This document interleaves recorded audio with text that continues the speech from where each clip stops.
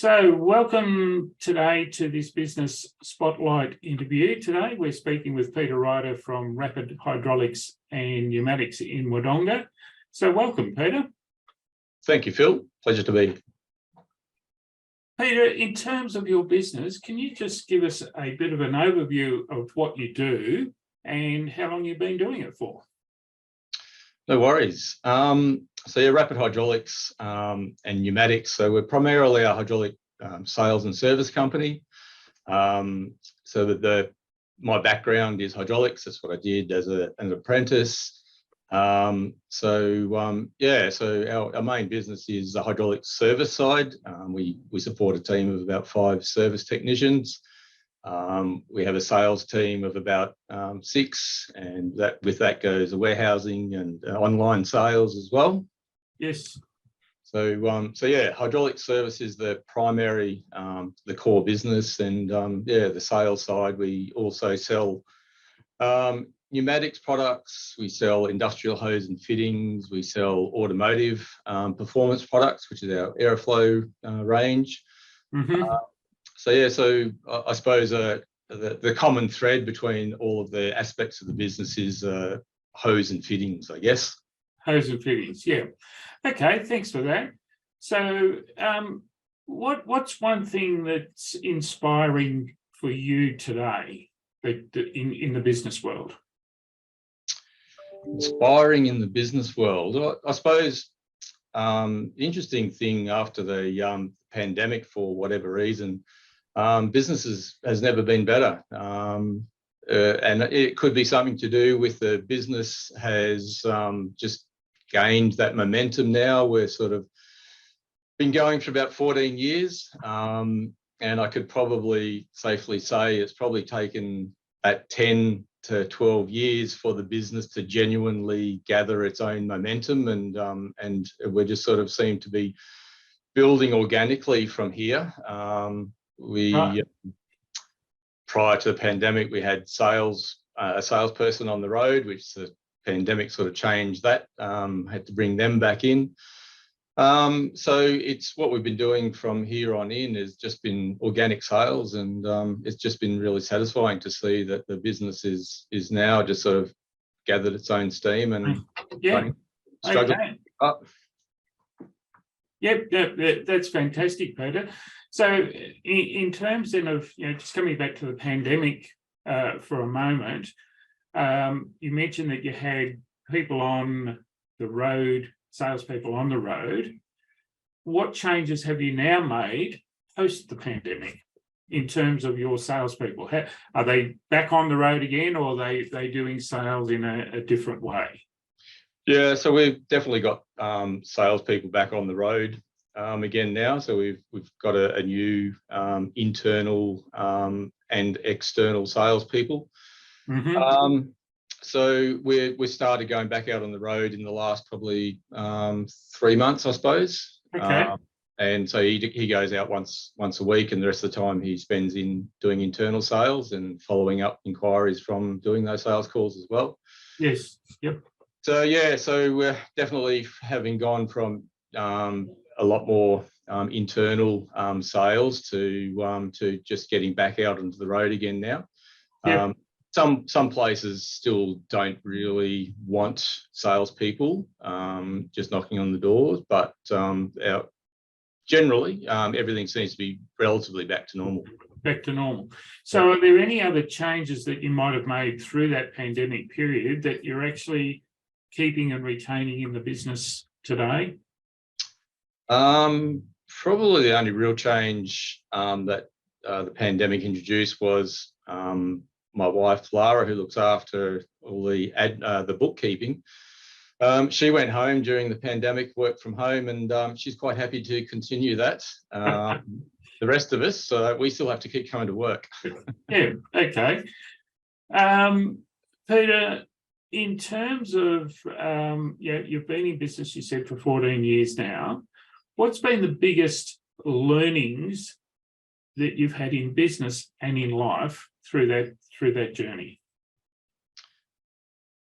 Look, I think the biggest learnings in business was Two things that I can think of. This isn't the first business that I've been involved in, but it's probably the first business that I didn't start from scratch. I bought an existing business, sort of built on from what I was doing myself, just doing a bit of contract labour, fitting, and doing a bit of hydraulics work, to buying a small business. And a couple of years after that, I bought a larger hydraulics business. So buying established businesses, to me, has been one of the better ways I've found of going into business. You're buying an established income, and it's something that you can build on much quicker, rather than trying to start from scratch. Yes. Yep. Yep. Okay. And in terms of that journey, so that's been one learning. What other learnings have you had from your journey in business? I think coaching was probably one of the best steps I made in those early days of business. I remember being in business, previously, and just constantly wondering how you make money out of being in business. You go through a lot of hard years of just scratching an income together, and you just sort of wonder, what's the secret? How do I get hold of someone to mentor me and guide me into this? And I think taking on coaching was probably a key to growing the business and stepping it up to the next level, for sure. Yeah, and how did coaching actually help you? Look, getting an understanding of the business rather than just working in the business. So, setting up systems, being able to run our own spreadsheets, and understanding what the business does, checking in with it regularly, on that monthly basis, sort of meetings with the coach. And allowing us to understand how the business is tracking ourselves, rather than waiting on a quarterly or a half yearly or an annual meeting with our accountant. They talk a lot of gobbledygook that doesn't necessarily mean a lot to you. Yeah. And understanding the numbers. So being taught how to understand the numbers, and that was really important. And just setting up systems to help the business to grow generically, and help you to grow your staff within the business. Yeah. And Peter, in terms of knowing your numbers, what benefit has that actually had for you, and also for the business, in understanding those numbers better?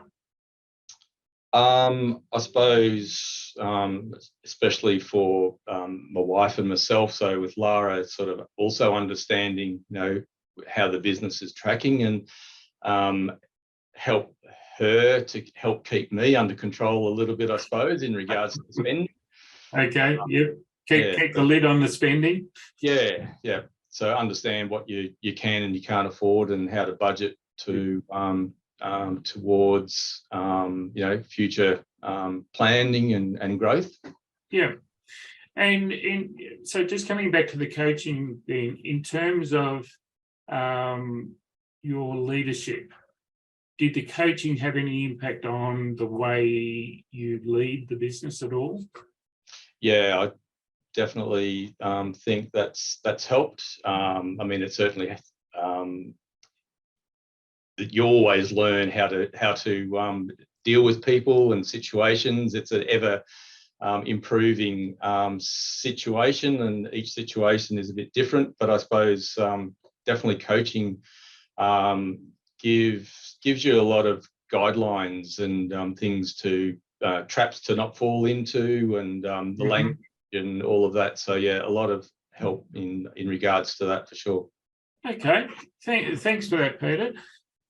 So, given the business journey that you've been on, what advice would you give to anybody that was thinking about going into business? Yeah, so what I touched on before, I'd highly recommend look at buying an existing business rather than starting from scratch. I know when you're young and you haven't got any money behind you, you think you can't afford, a bit of upfront capital to buy an existing business, and you think you can do it cheaper and better by just starting with nothing and from nothing. But even we've now got a team of 13 or 14 staff. And it's, I guess we grew to probably from starting off with 2 people in the business to having probably a team of about 10. That probably took us about the first 5 years to grow the business that quickly. Yes. But we went through a lot of pain. We were going back to the bank every, 6 months there for a while and increasing our overdraft. So that's from starting with minimal capital to start with, and you've got to be prepared to spend at least the first 5 to 10 years on struggle street and really test your resilience on why you're doing it, because it's a hell of a lot easier to put out your hand for a weekly wage than it is going into business, and you can understand why it's not for the faint-hearted. Yeah. So, Peter, in terms of, I guess, the attributes of a business owner, what would you say those skills and qualities and those things about being a business owner are the most important?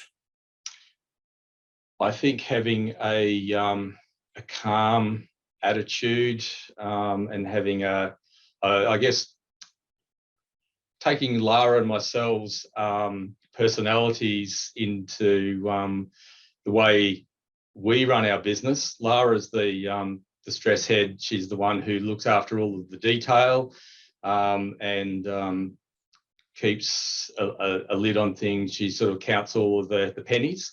I'm not interested in that. I can't focus, and I don't really have an interest on the fine details. I sort of have the vision, I suppose, and I have a drive to just follow a vision. Mm-hmm. If you're too conservative, you'd never go into business. You'd be worried too much about, will it work and how do you make it work, and focusing too much on the numbers. I think you've got to have a balance of both, and that's where we probably make a really good team. Having the vision driven by myself and an ambition, and someone to pick up the pieces and make it work in the background. Yeah, and tell you when it's go or no go. Yeah. Yep. Okay, fantastic. Peter, in terms then of favourite quotes or sayings, do you have any that really help keep you focused on a day-to-day basis? No, I don't think so. I'm someone who has winged it through life on my own terms and on my own pace, I suppose. So no, I take inspiration from reading books like Richard Branson and Robert Kiyosaki, and that in my early days created a lot of inspiration, I suppose. But as far as a quote goes, no, I couldn't quote you anything that anything. Yeah. Okay.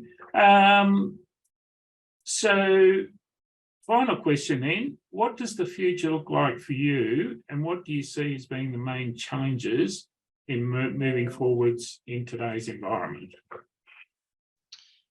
So I'm 57 this year, so starting to think towards an exit strategy. Okay. Yep. The business. So we've got some inspiring younger team members in the business that are really coming up and really showing inspiration into taking over more responsibility.